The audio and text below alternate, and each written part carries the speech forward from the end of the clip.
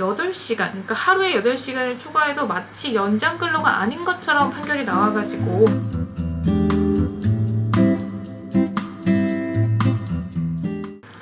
안녕하세요. 최승희 노무사입니다. 대부분의 회사가 아침에 9시에 출근해서 저녁에 6시에 퇴근하고 중간에 1시간 점심시간을 갖는다고 하면은 8시간을 기준으로 해서 근로가 이제 세팅이 되어 있는데요.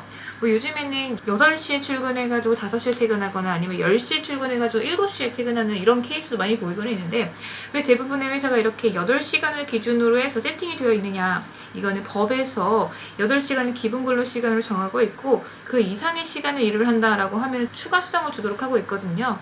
그래서 수당이 나가지 않는 정도까지 근로가 세팅이 되어 있다라고 보시면 됩니다. 그런데 최근에 대법원에서 8시간, 그러니까 하루에 8시간을 초과해도 마치 연장 근로가 아닌 것처럼 판결이 나와가지고 질문이 굉장히 많이 들어오고 있어요. 앞으로는 수당을 안 줘도 되는 거냐, 연장 근로 위반이 아니냐, 이런 질문들이 많이 들어오고 있어가지고 오늘은 대법원 판결이 도대체 어떤 의미인 건지 살펴보도록 하겠습니다.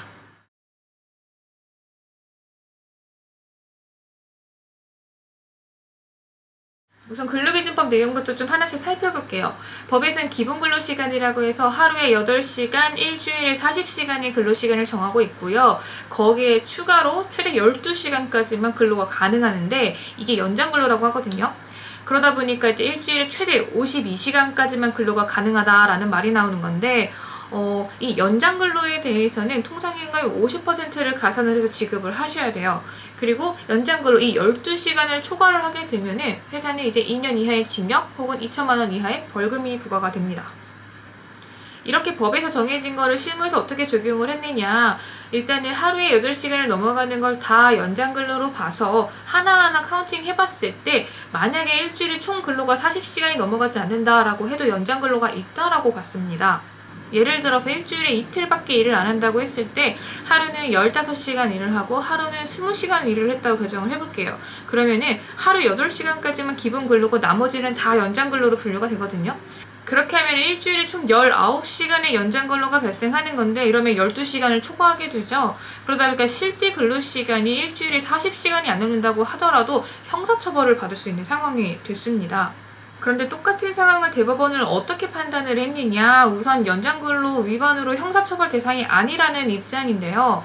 대법원의 입장은 뭐냐, 일단 하루 8시간을 넘어가는 거는 연장근로 시간이기는 하는데 형사처벌의 대상이 되는 연장근로 위반을 판단할 때는 하루 단위가 아니라 일주 단위를 기준으로 해서 판단을 해야 한다는 겁니다. 그러니까 이 케이스 같은 경우에는 비록 연장 근로가 19시간이 나오긴 했는데 일주 기준으로 보면은 35시간밖에 안 되거든요. 52시간을 초과한 게 아니기 때문에 형사처벌의 대상이 되지 않는다는 거죠. 실제 대법원에서 문제가 된 케이스를 기준으로 다시 한번 살펴볼게요. 하루하루 단위로 따지는 근로시간을 보면은 연장 근로가 총 17.5시간이 나오거든요. 일주일에 12시간을 넘어갔잖아요. 그래서 기존 노동부의 입장에 따르면은 이거는 연장근로 위반이거든요. 그리고 1심과 2심도 법 위반이라고 판단을 했습니다. 그런데 대법원은 전체 근로시간을 따졌을 때 49.5시간밖에 안 나오기 때문에 연장근로 위반이 아니라고 본 겁니다. 다시 말하면 연장근로 위반인지를 판단을 할 때 1일과 일주라는 기준을 다 가지고 판단을 하느냐, 아니면 일주라는 기준 하나만 가지고 판단을 하느냐에 따라서 형사처벌 대상이 되는지 안 되는지가 달라진다는 거거든요.